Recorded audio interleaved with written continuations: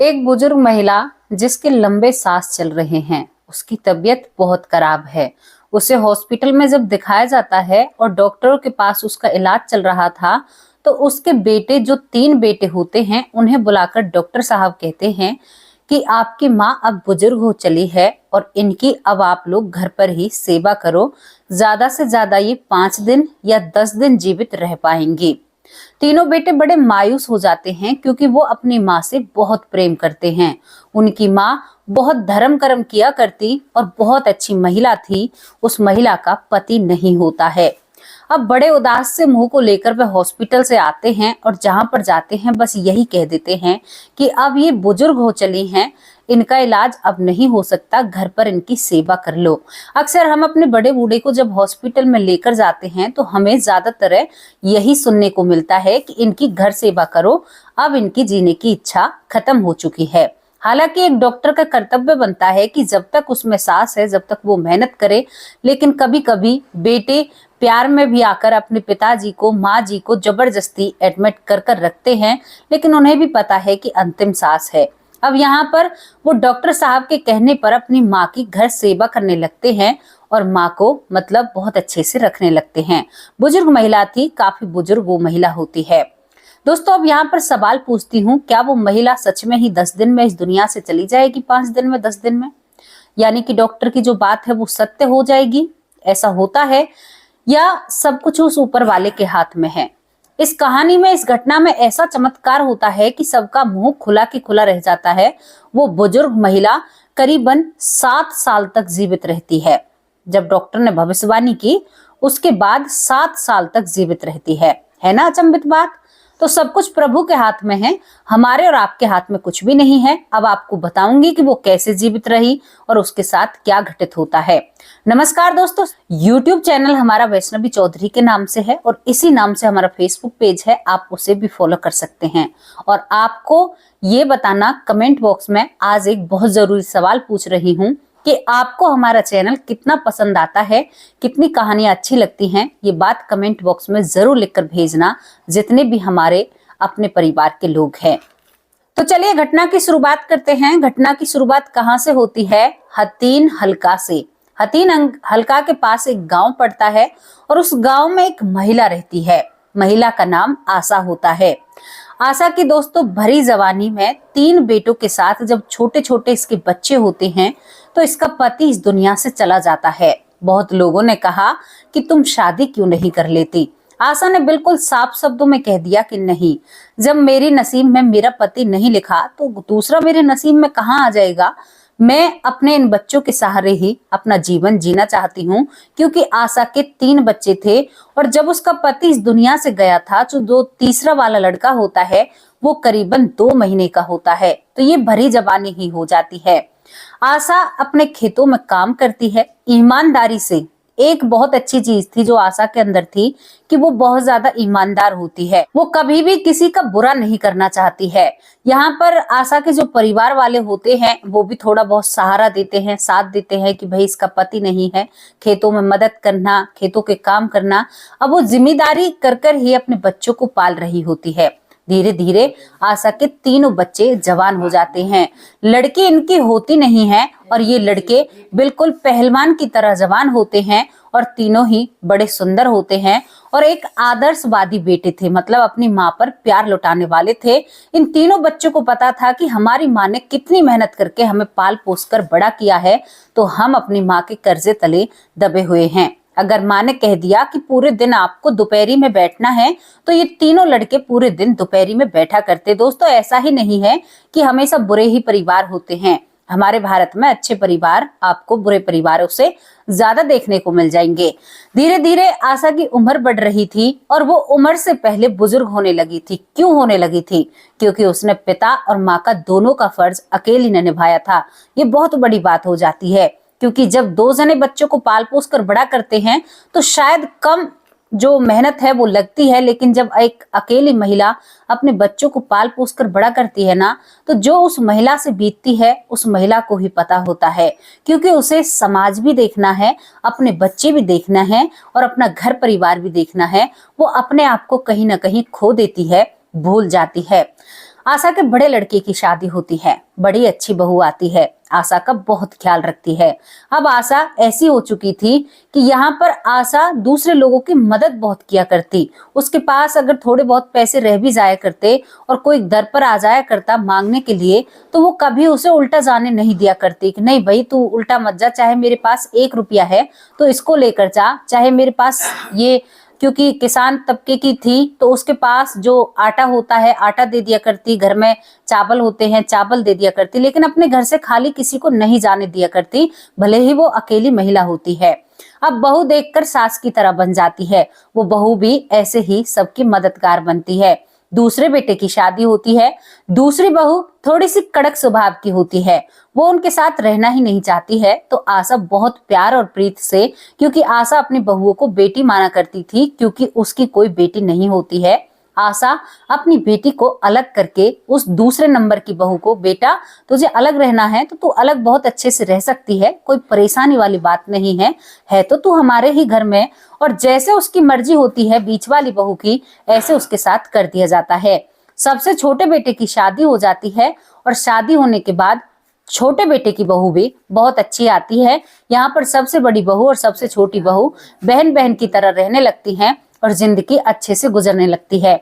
आशा जो धीरे धीरे बहुत जल्दी बुजुर्ग हो रही थी, यहाँ पर पोती पोते गोद में खेलने लगते हैं और बहुत ज्यादा वो पोती पोते भी बड़े होने लगते हैं, यानी शादी योग्य उसके पोती पोते हो जाते हैं। जिंदगी इतनी अच्छी और खूबसूरत चल रही थी, लेकिन मदद का जो सिलसिला था वो हमेशा से ही एक जैसा था।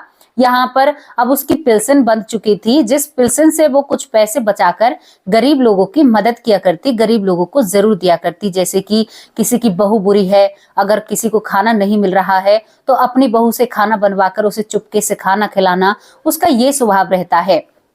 आशा अब एकदम से उसको एक दिन बुखार चढ़ता है और बुखार में उसकी तबीयत बहुत ज्यादा डाउन हो जाती है।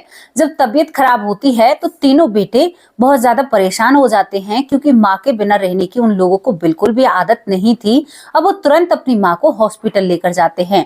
हॉस्पिटल में करीबन 10 दिन उसे एडमिट रखा जाता है, लेकिन डॉक्टर कोई बीमारी पकड़ ही नहीं पाते हैं, उसका बुखार उतरने का नाम नहीं लेता है। यहाँ पर डॉक्टर कह देते हैं कि आपकी माँ बुजुर्ग हो चुकी है, नाती पोतों की हो चुकी है, पोते भी इतने बड़े हो गए हैं, शादी योग्य हो गए हैं, तो आप इसकी घर ले जाकर सेवा कीजिए, क्योंकि इसके शरीर में जान नहीं है, ये बीमारी से लड़ना ही नहीं चाह रही हैं, ये बहुत बुजुर्ग हो चुकी हैं। दोस्तों ये बात सुनकर वो तीनों बेटे, जो अब बिल्कुल करीबन ऐसे हो चुके थे, सबसे बड़ा बेटा जो 50 साल का हो चुका था, वो सोचता है कि चलो माँ को ले ही चलता हूँ, क्योंकि बड़े बेटे का जो लड़का था उसकी भी शादी हो चुकी थी, ये परदादी जैसी हालत में बनती है। अब इसको घर ले आते हैं, घर लाने के बाद बेटों का मन नहीं मानता है, फिर दूसरे हॉस्पिटल में ले जाते हैं, कई दिनों तक दूसरे हॉस्पिटल में रखा जाता है। वो लोग भी ये कह देते हैं कि नहीं भाई, इनके अंदर बिल्कुल भी जान नहीं है, बुजुर्ग हो चुकी हैं, अब ये नहीं बच पाएंगी, आप इनकी घर पर सेवा करो, जितना भी वक्त है बच्चों को देखकर इनको दिलासा मिलेगी, क्यों यहाँ पर इसकी मतलब दुर्गति करवाना चाहते हो तुम बुजुर्ग महिला की। और सभी हॉस्पिटलों से यही जवाब मिल जाता है। तीनों बेटे माँ को घर ले आते हैं, माँ के पास बैठकर बहुत जोर जोर से रोने लगते हैं कि माँ हमें तो तुम्हारे बिन रहने की आदत नहीं पड़ी है। तभी यहाँ पर आशा कहती है करहारी बहुत ज्यादा दुख भरी आवाज में कि बेटा अब तेरा बेटा, शादी हो गई तेरे बेटे की भी, अब क्या सारी उम्र मैं ही ले लूंगी, फिर और लोग यहाँ पर कैसे आएंगे, अगर मैं ही नहीं जाऊंगी तो फिर औरों को भी तो यहाँ पर आना है, तो यहाँ पर तो जगह खाली करनी पड़ती है। जो मेरा जिंदगी का संघर्ष था वो खत्म हो चुका है, पता नहीं किस दिन मुझे भगवान लेने आ जाएं और किस दिन मैं यहाँ से चली जाऊं। दोस्तों ये बहुत भावुक भरे पल होते हैं। एक माँ बेटे के बीच की बातें चल रही थी, दो बहुएं भावुक हो जाती हैं, लेकिन जो बीच वाली बहू थी वो कभी भी अपनी सास से खुश नहीं रहती है, लेकिन सास उसे बेटी जैसा प्यार और बराबर का मान सम्मान घर में दिलाया करती जब से उस बहू को देखा है। हालांकि उसके बच्चे भी बहुत बड़े हो रहे हैं। अब इसके बाद आशा की सेवा में दोनों बहुएं लगी रहती हैं और उधर बेटे भी जो माँ खाती है वो लेकर आते हैं। अब वो खाना पीना भी छोड़ देती है और उसकी हालत इतनी खराब होती है कि उसकी सांसें बंद हो जाती हैं। जब सांसें बंद हो जाती हैं तो आसपास के जो ग्रामीण इलाके होते हैं, आप लोगों को पता है कि गांव में भाईचारा बहुत जोर शोर से होता है। सभी लोग कहते हैं कि अरे भाई उसकी फलाने मोहन राम की बहू इस दुनिया से जा चुकी है, मोहन राम की बहू इस दुनिया से जा चुकी है, जल्दी जाओ, जल्दी थी, बेचारी बुजुर्ग महिला थी, अम्मा गुजर गई, सभी लोग आते हैं। यहाँ पर एक डॉक्टर को भी बुलाया जाता है, जो गांव में, जिनको आप शायद झोला छाप कहते होंगे, उनको बुलाया जाता है। डॉक्टर साहब उन्हें चेक करते हैं और कहते हैं कि इनमें जान नहीं रही है। यानी कि जो डॉक्टरों ने कहा था ये बात सत्य हो जाती है। बहुएं रोने लगती हैं। यहाँ पर कुछ लोग, आप लोगों ने नहीं सुना होगा, कुछ लोग बुजुर्ग के मरने पर खुशियां भी मनाते हैं कि भाई बुजुर्ग है, चलो छूट गया, बहुत ज्यादा परेशान हो रहा था। बहुएं रो रही थी, बेटे रो रहे थे। यहाँ पर गांव के कुछ बड़े लोग आते हैं। इस आशा बुजुर्ग महिला के जो शरीर था उसे चारपाई से नीचे उतार कर रख दिया जाता है। बहुत ज्यादा माहौल गांव में जो सुनता है वो ही इनके घर की तरफ भागा चला आता है और इनकी अंतिम क्रिया की शुरुआत हो जाती है। क्या होता है, यहाँ पर सामग्री का इंतजाम होता है, रिश्तेदार आने शुरू हो जाते हैं और ये बात होती है 2006 की। 2006 में दोस्तों ये सब कुछ चल रहा था। सभी रिश्तेदार इकट्ठा हो जाते हैं। बहुत वक्त होता है क्योंकि बुजुर्ग महिला थी, अब हॉस्पिटल कहाँ ले जाना, यहीं पर चेकअप करा लिया था और पोस्टमार्टम का तो कोई काम ही नहीं था। सब रिश्तेदार आ जाते हैं। रिश्तेदारों के बाद बहुत ज्यादा रोना पीटना वहां पर चलता रहता है। एक तरफ काटी जो होती है जहां पर उसको लिटाकर लेकर जाएंगे, एक तरफ घी मिलाया जा रहा था सामग्री में। सारी चीजों की तैयारी चल रही थी कि भलो ये करो ये करो, हमारी माँ ने बहुत मेहनत की थी, हमें बहुत लाड प्यार से पाला था, आज उसका आखिरी दिन है, हम सारी कामनाएं उसकी पूरी करना चाहते हैं। यहाँ माँ को नहलाया जाता है, नए कपड़े पहनाए जाते हैं। बिल्कुल माँ ठंडी थी, मानो जैसे कि बर्फ इसके अंदर हो, बिल्कुल ठंडे हाथ पैर होते हैं। माँ को एक काटी में कस दिया जाता है। रस्सियों से जब माँ को बांधा जाता है तो माँ का पैर हिलता है। जब उस माँ का पैर हिलता है तो वो बेटा ही अपनी माँ को बांध रहा था, बहुत जोर से रो रहा था। तो वो कहता है कि भैया माँ का पैर हिल रहा है। तो बड़ा भाई अपने छोटे भाई को गोदी में लेता और कहता है कि बेटा तेरा बहम होगा, ऐसा कुछ भी नहीं है, माँ अब हमारे बीच में नहीं रही है, इसको कितने घंटे हो गए इसी तरह से पड़े हुए, पैर हिलता तो अब तक बोलती नहीं, ये नहीं रही है इस दुनिया में। लेकिन नहीं, दोबारा वो जोर से पैर हिलाती है। दूसरा भाई कहता है कि छोटा सही कह रहा है, माँ का पैर हिल रहा है। तभी देखते हैं कि उसे बांध दिया गया था, उसके ऊपर कपड़े भी डाल दिए गए थे। वो बुजुर्ग महिला जिसका नाम आशा होता है, उसकी आंखें खुल जाती हैं। जब उसकी आंखें खुलती हैं तो एक पल के लिए सभी लोग डर के कारण थोड़े से दूर होते हैं, लेकिन तीनों बेटे अपनी माँ को लिपट जाते हैं कि हमारी माँ जीवित है। और बहुत जल्दी जल्दी माँ को काटी से खोला जाता है, क्योंकि वो उसे नहलाकर अब यहाँ पर काटी से खोलकर जल्दी सी बिस्तरों में लपेटा जाता है। और यहाँ पर आशा बोल उठी थी। पूरे गांव के लोग, रिश्तेदार जो हाथों में पन्नियां लेकर, घी के डिब्बे लेकर खड़े थे कि भाई शमशान घाट में जब हम जाएंगे तो इनकी अर्थी पर हम घी डालेंगे। सब व्यवस्था बन चुकी थी, लोग इकट्ठा हो चुके थे, घर में बहुत ज्यादा भीड़ होती है। लेकिन वो आशा माई दोबारा से बोल उठती हैं और बोल उठती हैं तो बेटों की खुशी का ठिकाना नहीं होता। पूरा गांव हैरान हो जाता है। अब कौन सी काटी, सभी चीज को अलग किया जाता है और उस बुजुर्ग महिला को बिस्तर पर लिटाया जाता है। तुरंत एक लड़का डॉक्टर को बुलाकर लाता है। इसी आशा का एक पोता जिसकी शादी हो चुकी थी, अब वो डॉक्टर को जब बुलाकर लाता है और वो जब आशा दादी को चेक करता है तो यहाँ पर उसकी धड़कन से लेकर सब कुछ एकदम बढ़िया चल रहा था। और जो जिसका बुखार नहीं उतर रहा था, अब उसे बुखार भी नहीं था। यहाँ पर आशा कहती है कि मुझे पानी पीना है। उसे पानी पिलाया जाता है, फिर उसके लिए चाय बनाई जाती है, फिर उसे चाय पिलाई जाती है। उसके बाद कहते हैं कि माँ करीबन 8 घंटे हो गए, सभी रिश्तेदार आए हैं, सब कुछ हुआ है, तो इतनी देर तक ऐसे कैसे पड़ी रही, तुम्हें क्या हुआ, क्या हम तुम्हें हॉस्पिटल लेकर चलें? तो वो कहती है कि नहीं बेटा, मुझे हॉस्पिटल ले जाने की जरूरत नहीं है।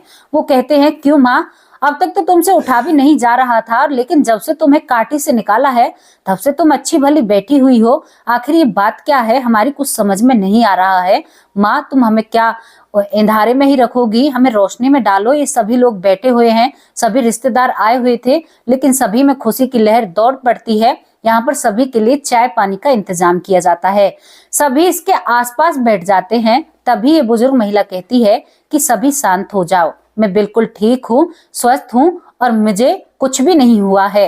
यहाँ पर वो कहती है कि मुझे कहा है, जो यमराज जी हैं उन्होंने कहा है जो धर्मराज जी हैं उन्होंने कहा है कि अभी तुम्हारा समय नहीं आया है, तुम्हें अभी और कुछ वक्त अपने परिवार के साथ बिताना है, और उन्होंने मुझसे कहा है कि मैं 7 साल और जीवित रहूंगी। यहाँ पर सबसे पहला जो ये बात उसने कही थी कि 7 साल और जीवित रहूंगी, बहुत हैरान भरी बात थी। जो महिला चल नहीं पा रही थी वो 7 साल कैसे जिएगी, जिसको अभी काटी से ही निकाला है। अब यहाँ पर ये कहती है कि मुझे तो गलती से ले जाया गया था, और मेरे साथ क्या होता है बेटा, जब मैं खाट पर लेटी हुई होती हूँ मुझे 2 लोग दिखाई देते हैं, बिल्कुल काले थे, काले कपड़े पहने हुए थे, और उन लोगों ने इतनी जोर से मुझ पर हंटर चलाया कि मेरे पैरों में माने कि जैसे बर्फ जम गई हो, मेरे हाथों में बर्फ जम गई हो। गले तक जब वो बर्फ सी आती है, जब ठंडे पैर, गला छाती तक मेरी गर्म ठंडी हो जाती है, तो एकदम से सर से मेरे ऐसे लगे कि मैं बिल्कुल हल्की फुल्की हो चुकी हूँ। मैं एक अंधकार से मैं उनके साथ चलती हूँ। यहाँ पर जब मैं उनके साथ चल रही थी तो मेरे पांव जलने लगते हैं, लेकिन उसमें बहुत लोग बहुत जोर से भून रहे थे, मेरे तो खाली पांव ही जल रहे थे। मैंने कहा कि मेरे पांव जल रहे हैं, तुम लोग मुझे ऐसे क्यों लेकर जा रहे हो? तभी वो लोग कहते हैं कि अरे इसके पैर तो नहीं चलने चाहिए, इसने तो बहुत अच्छे कर्म किए हैं, और तभी मुझे उस गर्म जमीन से सही जगह पर किया जाता है। लेकिन जो लोग वहां पर बिना कपड़ों के रेंग रहे थे उस गर्म जमीन पर, मैं आंखों में मेरी में आंसू आ जाते हैं, और मैं उन लोगों से कहना चाहती हूँ, मैं शरीर बहुत हल्का था, मुझे कोई बीमारी होती ही नहीं है। मैं उन 2 लोगों से कहना चाहती हूँ कि बेटा एक बात बता, इन लोगों का क्या कसूर है? बेचारे कितने तड़प रहे हैं, तुम इनके साथ ऐसा क्यों कर रहे हो? तभी वह कहती है कि बेटा उन लोगों ने कहा कि तू चुप हो जा, तुम्हें बोलने का कोई अधिकार नहीं है, तुम चुप चलो हमारे साथ, तुम्हारे साथ तो ऐसा नहीं हो रहा, तुम्हें और लोगों से क्या लेना? तो वो कहती है कि जीव तो जीव ही है, इनके साथ ऐसी क्यों बढ़ता जा रहा है? और मैं तुम सबको भी देख कर जाती हूँ, तुम मुझे झंझोर रहे थे, लेकिन मुझे थोड़ी देर के लिए वहां पर ले जाया जाता है।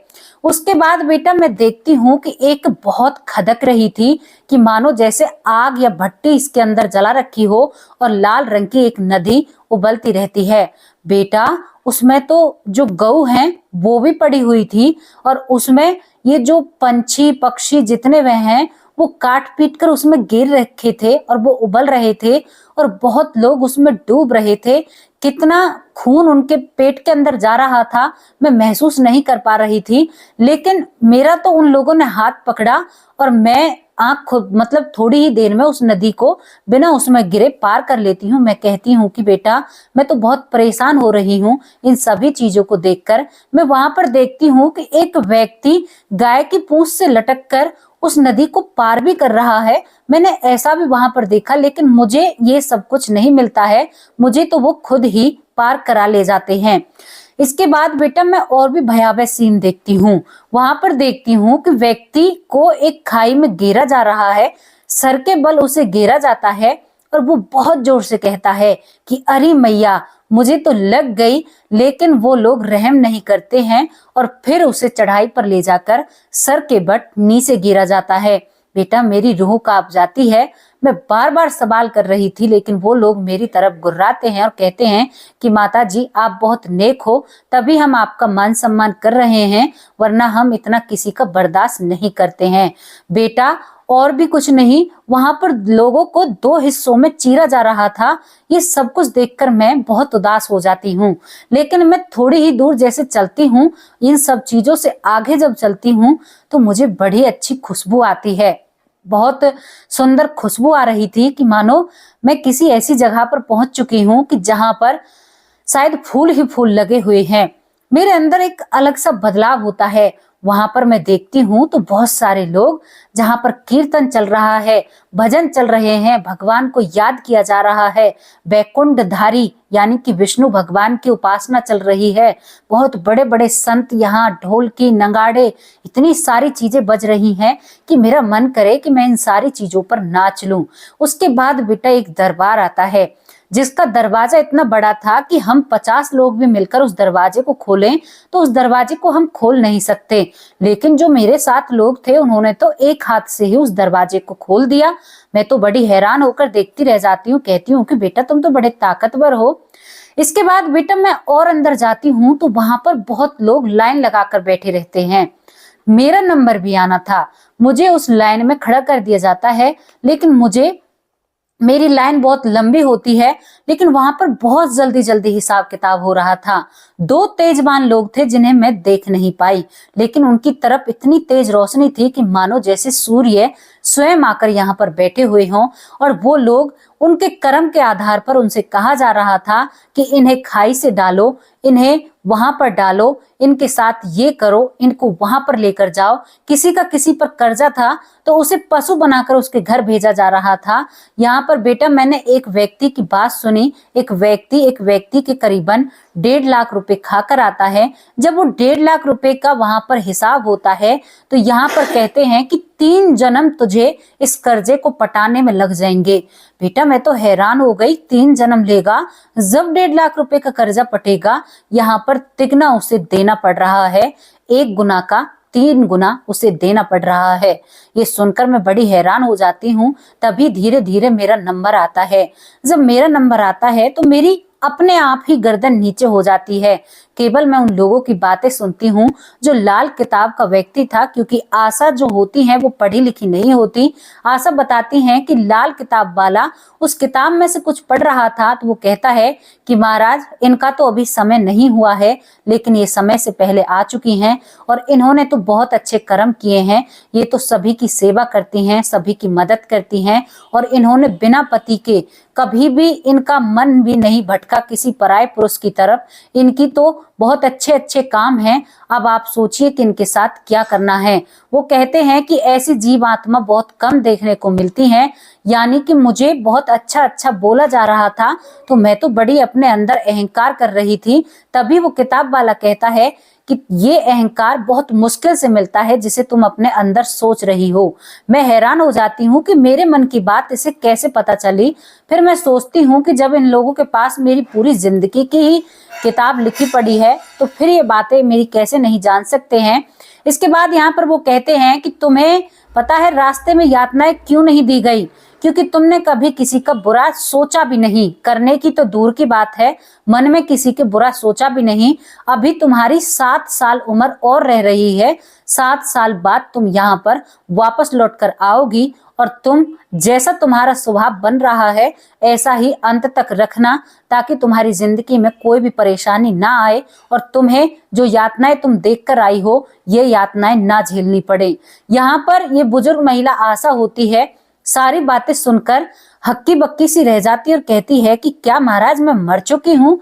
तो यहाँ पर वो यमराज बड़े सम्मान पूर्वक कहते हैं कि हाँ माता आप मर चुकी हैं, हम आपको माता कह रहे हैं, लेकिन आप एक जीव आत्मा हो और आप अब ना ही बुजुर्ग हो, ना ही जवान हो, ना ही बच्ची हो। आप एक जीव आत्मा हो और आप अपनी मर्जी की मालिक नहीं हो सकती, क्योंकि फैसले यहाँ पर भगवान ही करते हैं। अब यहाँ पर आपके 7 साल और बचे हुए हैं, और बच्चों की सेवा में आनंद उठाइए और आप दोबारा से जल्दी से धरती पर जाइए।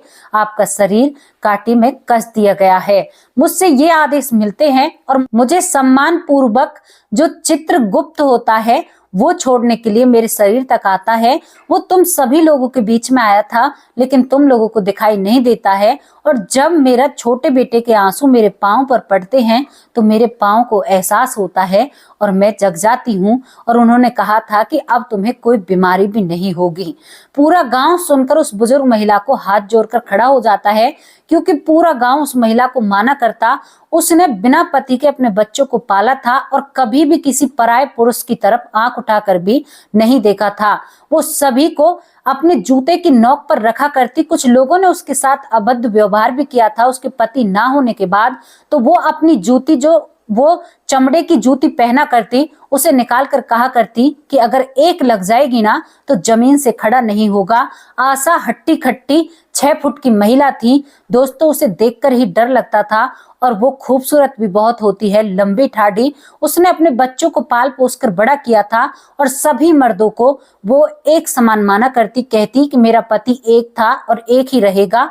मैं अगर 4 पति भी करूं, अगर मेरी जिंदगी में उनका रहना नहीं है तो वो मेरी जिंदगी में नहीं रह पाएंगे। हम विधि के विधान को नहीं बदल सकते। मैं ईश्वर के हिसाब से चलूंगी, मैं अपने हिसाब से नहीं चलूंगी। और यहाँ पर वो पूरी जिंदगी निकाल देती है। अब दोस्तों कुछ लोग बातें करने लगते हैं कि इसके कहने से क्या है, 10-15 दिन बाद में फिर मर जाएगी या 1-2 घंटे बाद फिर मर जाएगी। लेकिन ऐसा कुछ भी नहीं होता है। दर बदर वो जीने लगती है, अच्छे से चलने लगती है, लाठी को लेकर चला करती, अपने पोती पोतों को खिलाया करती, यानी कि उसके पर पोते हो चुके थे उनको खिलाया करती, उनके साथ वक्त बिताया करती, और वो अपने बेटों से भी कुछ पैसे लेकर लोगों की मदद किया करती, और बेटों से भी साफ कह दिया करती कि बेटा अगर तुम्हारी इच्छा हो और तुम्हारे जेब में दम हो तभी मुझे पैसे देना, वरना मुझे पैसे मत देना, तभी मैं लोगों की मदद करूंगी। वो लोगों को खाना पीना खिलाना, लोगों की मदद करना, लोगों की सेवा करना वो अपना एक मेन कर्तव्य समझती थी। वो इतनी बुजुर्ग होकर भी बुजुर्गों की मदद किया करती। दोस्तों सच में ही वो 7 साल और जीती है और सन 2013 में उसकी मृत्यु होती है, दिसंबर के महीने में, जब उसने बोला था, और वो इस दुनिया से चली जाती है, जो आशा दादी होती है। उसकी जो कहावत थी वो सच हो चुकी थी। गांव वाले उसे पूजनीय मानते हैं। उसका पूरा गांव चरण छूता है कि जिस दिन की उसने बोला था उस दिन ही इस दुनिया से जाती है, और जिस साल में बोला था उसी साल में इस दुनिया से जाती है। ऐसे लोग बहुत कम देखने को मिलते हैं। लेकिन यहाँ पर एक और बात थी, आशा ने जो मेहनत करी थी वो मेहनत रंग लाई थी। क्यों लाई थी? तीनों बेटे सभ्य और अच्छे बनते हैं, उसकी बहुत सेवा करते हैं। ऐसे बेटे बहू भी मिलना नसीबों की बात होती है, क्योंकि आशा हमेशा अपने धर्म से चला करती, वो किसी के भी साथ अन्याय नहीं सहा करती, और वो एक चीज के बहुत खिलाफ थी। वो सभी से ताल ठोक कर कह दिया करती कि जो दुख झेल रहा है ना, वो दुख देने वाले के दाई मतलब अपराधी होता है, यानी दुख सहना सबसे बड़ा अपराध होता है। जो लोग जबरदस्ती किसी को परेशान करते हैं, यानी कि वो दबंग टाइप की महिला होती है, दोस्तों आज उसे पूजनीय माना जाता है। और ये किस्सा बहुत चर्चित है उस इलाके में कि उसने जितना बोला था इतनी ही उम्र में वो जाती है। अब इस स्टोरी को सुनकर आप क्या कहोगे? नहीं, इसको सुनकर भी यही कह दो कि ये सारी बातें मनगढ़ंत है। कोई मनगढ़ंत नहीं है। हाँ, माना कि उसकी सेहत में सुधार आ गया, 6 महीने हो जाता, लेकिन जब उसने मरकर जीवित होकर कहा था कि मैं 7 साल जीवित रहूंगी, तो वो 7 ही साल जीवित रहती है। तो ये उसकी भविष्यवाणी सच होती है।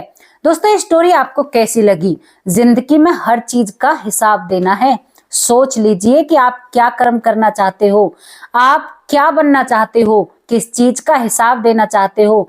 आप चाहते हो ना कि भगवान भी आपका सम्मान करे, इतना नेक इंसान बनना बहुत मुश्किल से होता है। लेकिन अगर आपके कर्म और कर्तव्य से आप चल रहे हैं, मतलब अपने कर्मों को आप अच्छे कर रहे हैं, किसी के साथ बुरा नहीं कर रहे हैं, तो आप भगवान के सबसे प्यारे बच्चे बन जाते हो। वो आपकी नजरों में, उनकी नजरों में आप नेक बन जाते हो, और उनकी नजरों में नेक बनना जरूरी है। इस समाज की नजरों से हमें कोई लेना देना नहीं है, इस दुनिया की नजरों से कोई फर्क नहीं पड़ता, उसकी नजरों से फर्क पड़ता है। जो उसकी नजरों में उठ गया वो सारी दुनिया की नजरों में उठ गया, उसे कोई नहीं हरा सकता। जो उसके सामने उठ गया, जो उसकी शरण में गया है ना, वो कभी खाली हाथ लौटकर वापस नहीं आया।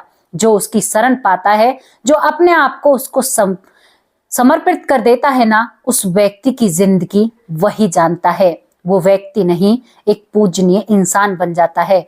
अरे वो हमारा पिता की तरह लालन पालन करता है। कभी आपने सोचा है, हम सोचते हैं, रात के वक्त सोचते हैं कि वो काम है और पैसे है नहीं, कैसे होगा। परमपिता परमात्मा हमारी बात सुनता है और दूसरे दिन हर हालत में वो काम हो जाता है। आज तक मुझे कमेंट कर कमेंट बॉक्स में बताना किसके काम रुके हैं। कोई ऐसी शक्ति तो है जो हमारे कामों को कर रही है। मैं भली भूति जानती हूँ, मेरा आज तक कोई भी काम नहीं बिगड़ा। मेरे घर में कितने भी पैसे कम हो, लेकिन जब मैं ये सोचती हूँ ना कि प्रभु आप ही हो, जैसा आप करोगे ऐसा होगा, जैसे आप चाहोगे ऐसे आगे बढ़ जाएंगे, मेरा आज तक कोई काम नहीं रुका। और आप लोगों का भी मैं पक्का कह रही हूं, किसी का भी कोई काम नहीं रुका होगा। कहीं ना कहीं से उसके लिए इंतजाम जरूर होता है। मुझे पूरा विश्वास है मेरा आज तक कोई काम नहीं रुका, क्योंकि मैंने अपने काम की बागडोर उनके हाथों में दे रखी है। जब उनके हाथों में मेरे काम की बागडोर है, मेरी बागडोर है, तो मुझे चिंता करने की क्या जरूरत है। तो इसी तरह आप जीना सीखिए, जिंदगी को उनको समर्पित कीजिए और उनके हाथों में अपनी बागडोर को दीजिए और फिर होकर निश्चिंत होकर जिंदगी जीजिए, तो आपके दिमाग की पूरी परेशानियां, पूरी दिक्कतें आपकी जिंदगी की खत्म हो जाएंगी और आप एक अच्छे इंसान बनने की तरफ बढ़ चलेंगे। भजन कीजिए, नाम जप कीजिए, जिंदगी को बेहतर बनाइए, आशा जैसी बनिए, किसी की मदद कीजिए, किसी को सहारा दीजिए। अच्छा इंसान बनना बहुत कठिन बात होती है, लेकिन जब अच्छा इंसान बन जाता है ना, तो इंसान इंसान नहीं रहता। कदम बहुत मुश्किल होते हैं अच्छाई की तरफ, हमारे कदम बहुत मुश्किल होते हैं, लेकिन जब चलते हैं ना, तो बहुत दूर का रास्ता तय करते हैं। मंजिल जो कभी सपनों में भी नहीं थी, वो मंजिल अपनी हो जाती है। तो दोस्तों, आज से ही पहल कीजिए, अच्छे काम कीजिए, अच्छे से कर्म कीजिए। अब आप लोगों से विदा लेती हूँ, बहुत बड़ी वीडियो हो चुकी है। कल हाजिर होंगे किसी सच्ची और अच्छी स्टोरी के साथ। अब यहाँ पर आप आशा के बारे में क्या कहना चाहते हो? मोहन राम की पत्नी थी दोस्तों, उसके साथ ये हादसा होता है और वो 7 साल जीवित रहकर जाती है। इस पर क्या कहोगे? अपनी जिंदगी में बदलाव लाइए, अपनी जिंदगी को बेहतर बनाइए, अच्छे लोगों के साथ उठिए बैठिए और भजन कीर्तन का भी नाम लीजिए। अब आप लोगों से विदा लेने का वक्त आ चुका है। कल फिर हाजिर होंगे किसी सच्ची और अच्छी स्टोरी के साथ, और आप अपने परिवार के साथ खुश रहा कीजिए, जिंदगी को अच्छे से जीजिए और अपने बच्चों को हर खुशी देने की कोशिश करो, अपनी पत्नी को खुश रखने की कोशिश करो, बच्चों को बाहर घुमाओ, माता पिता की सेवा करो, सेवा में ही मेवा है। आपके माँ बाप भले ही कैसे हों, लेकिन आपको सेवा जरूर करनी चाहिए। अब आप लोगों से विदा लेते हैं। नमस्कार, जय हिंद, जय भारत।